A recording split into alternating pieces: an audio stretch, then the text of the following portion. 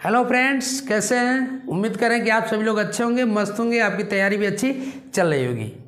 इसके पूर्व के वीडियो में मैंने सत्ता के साझेदारी पे संक्षिप्त चर्चा किया था और आज मैं चर्चा करने वाला हूं इम्पोर्टेंट टॉपिक उसी के अंतर्गत बेल्जियम की घटना के विषय में। यानी बेल्जियम की घटना के विषय में आपसे परीक्षा में पूछे जा सकते हैं, तो आप उसको ध्यान से देखेंगे। और बेल्जियम और श्रीलंका ये दो सत्ता की साझेदारी जो पहला लेसन है, यहाँ से ये दो देशों का घटनाओं के विषय में जिक्र है और दोनों में से किसी न किसी एक के विषय में आपसे परीक्षा में पूछे जाएंगे, इसलिए यह बहुत ही इंपॉर्टेंट है। तो आप इसको पूरा अंत तक देखिएगा। मुझे उम्मीद है कि एक बार देख लेंगे तो ये बेल्जियम की पूरी घटना आपको स्पष्ट हो जाएगी और आप अच्छा से इसको समझ पाएंगे। प्यारे साथियों, जैसा कि आप देख रहे हैं बेल्जियम, तो बेल्जियम है कहाँ पे? तो बेल्जियम कहाँ है? तो बेल्जियम यूरोप महाद्वीप में एक छोटा सा देश है। कुल जनसंख्या की बात करें तो लगभग 1 करोड़ जनसंख्या यहाँ की है, जो अपने भारत के हरियाणा राज्य से भी छोटा है। वहाँ की भी जनसंख्या से कम है। और इनके पड़ोसी देश की बात करें तो पड़ोसी देशों में देख रहे हैं आप, नीदरलैंड है, फ्रांस है, जर्मनी है और लक्समबर्ग है। ये इसके पड़ोसी देश हैं। अब यहाँ पे जाति जो संरचना है थोड़ा बहुत जटिल है। जातीय संरचना यहाँ पे भाषा के आधार पे समूहों का वर्गीकरण है, भाषा के आधार पे। तो आप देखेंगे सबसे ज़्यादा भाषा बोलने वाले लोग हैं वहाँ पे, तो डच भाषा बोलने वाले लोग हैं। यानी 59% की आबादी है जो डच भाषा बोलते हैं, यानी 59% की। और यह रहते हैं कहाँ? इसी बेल्जियम के फ्लेमिश क्षेत्र में डच भाषी लोग रहते हैं। दूसरी बात करें कि दूसरी भाषा कौन सी है जो बेल्जियम बोली जाती है, तो वह है आपका फ्रेंच। फ्रेंच भाषी लोग हैं जो लगभग 40% है। ये डच भाषी 59% है और फ्रेंच भाषी क्या है आपके 40% हैं, जो बेलोनिया के क्षेत्र में रहते हैं, बेल्जियम के बेलोनिया में रहते हैं। और 1% ऐसे हैं जो जर्मनी भाषा बोलते हैं, जर्मन भाषा बोलते हैं। यानी 1% आबादी है जो जर्मन भाषा बोलती है और यह बेल्जियम में रहती है। तो इस तरह से आप देखें कि 100% आबादी में 59% जो आबादी है वो डच बोलने वाली है, 40% आबादी जो है फ्रेंच बोलने वाली है और 1% की आबादी जो है वह है आपका जर्मन बोलने वाली। अब इसमें आगे क्या घटनाएं घटित होती हैं देखेंगे। राजधानी उसका जो है बेल्जियम का ब्रुसेल्स है। ब्रुसेल्स में बात करें तो 80% लोग क्या हैं, फ्रेंच भाषी लोग हैं, यानी फ्रेंच बोलने वाले हैं। और 20% लोग वहाँ पे डच भाषी हैं, यानी डच बोलने वाले लोग हैं, डच भाषा को बोलने वाले लोग हैं। अब पूरे बेल्जियम की बात करें तो डच भाषी लोग ज़्यादा हैं और सिर्फ राजधानी की बात करें तो आप फ्रेंच भाषी ज़्यादा हैं।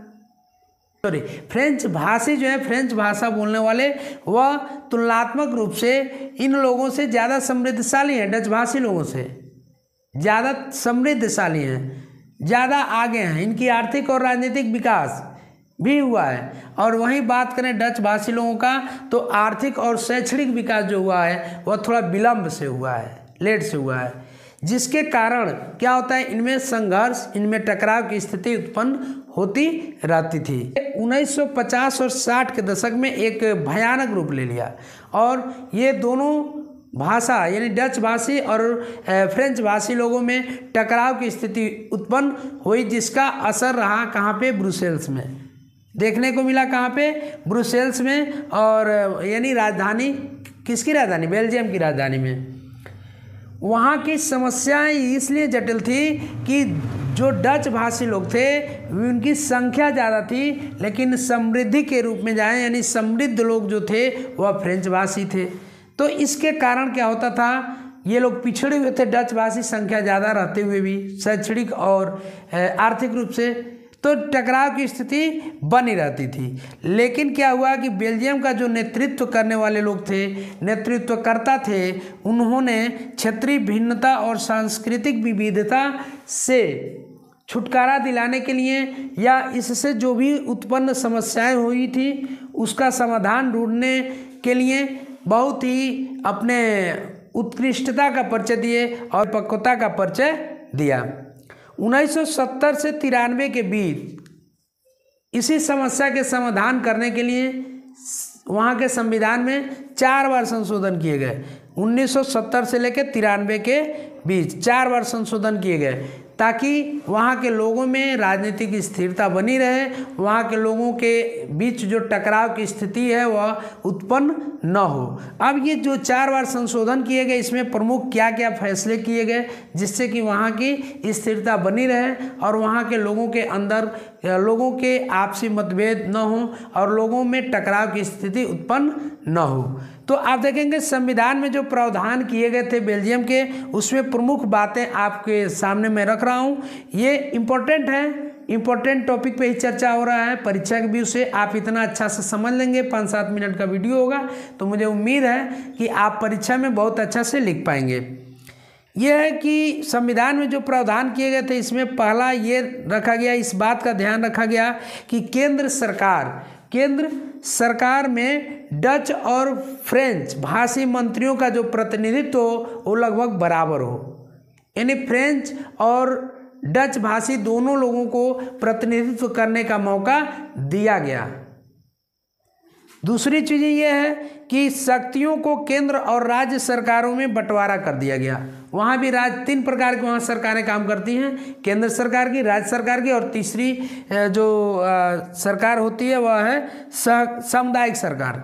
ठीक है, तो यानी यहाँ की जो शक्तियाँ थी, यानी जो सत्ता का, यही कह रहा है कि विकेंद्रीकरण कर दिया गया, सत्ता का बंटवारा कर दिया गया, शक्तियों का विभाजन कर दिया गया। तीसरी बात ये कह रहा है कि फ्रेंच भाषी लोगों ने ये ब्रुसेल्स में समान प्रतिनिधित्व को स्वीकारा, क्योंकि देखिए फ्रेंच भाषी ब्रुसेल्स में ज़्यादा थे, इनकी संख्या 80% थी, लेकिन इन लोगों ने क्या किया, इस चीज़ को स्वीकार किया कि इसमें सत्ता का बराबर का बंटवारा हो जाए। चौथा बात यह है कि केंद्र व राज्य सरकारों के अतिरिक्त भी एक सरकार वहाँ काम करती है जिसका नाम है सामुदायिक सरकार। और सामुदायिक सरकार का क्या काम है, तो सामुदायिक सरकार का जो काम है वह है कि संस्कृति, शिक्षा और भाषा जैसे मामलों पर निर्णय करे और निर्णय करके इसका निपटारा करे ताकि सभी लोग संतुष्ट रहें और राजनीतिक स्थिरता बनी रहे, लोगों के अंदर किसी प्रकार का टकराव न हो, लोगों के अंदर किसी प्रकार का वैमनस्य न हो। तो ये करती है कौन सी सरकार, सामुदायिक सरकार, जो तीसरी सरकार है। अब एक चीज़ आपको मैं बताऊं, अंतिम जो यहाँ मैं मेंशन किया हूँ इस चीज़ को, कि यह बेल्जियम की जो नीति रही या सत्ता का विकेंद्रीकरण का जो प्रभाव रहा, उसके वजह से क्या हुआ कि बेल्जियम में स्थिरता बनी रही और यह काफ़ी हद तक सफल रहा, कारगर रहा। अब कल हम चर्चा करेंगे इसके बाद वाले वीडियो में जो आपको वह श्रीलंका के विषय में चर्चा करेंगे कि श्रीलंका में किस प्रकार से स्थिरता नहीं रही और श्रीलंका में किस प्रकार से समस्याएं उत्पन्न हुई, किस प्रकार से गृह युद्ध की स्थिति बनी और गृह युद्ध भी हुआ, लोगों के अंदर कैसे टकराव हुआ। और ये दोनों टॉपिक बेल्जियम और श्रीलंका, ये परीक्षा के विषय काफ़ी इम्पोर्टेंट है। यहाँ से किसी न किसी एक पे आपसे परीक्षा में प्रश्न मिलेंगे जिसको आपको करना होगा। प्यारे साथियों, तो आपको ये वीडियो कैसा लगा कमेंट करके ज़रूर बताएंगे, और अभी तक चैनल को आपने सब्सक्राइब नहीं किया होगा तो प्लीज़ चैनल को सब्सक्राइब कर लीजिएगा, बेल आइकन का बटन प्रेस कर दीजिएगा ताकि प्रत्येक वीडियो का नोटिफिकेशन आप तक पहुंचे और आप हमसे जुड़ सकें और वीडियो को देख सकें। मिलते हैं अगले वीडियो में नेक्स्ट टॉपिक यानी श्रीलंका पे चर्चा करते हुए। तब तक के लिए आप सभी मित्रों को जय हिंद, जय भारत।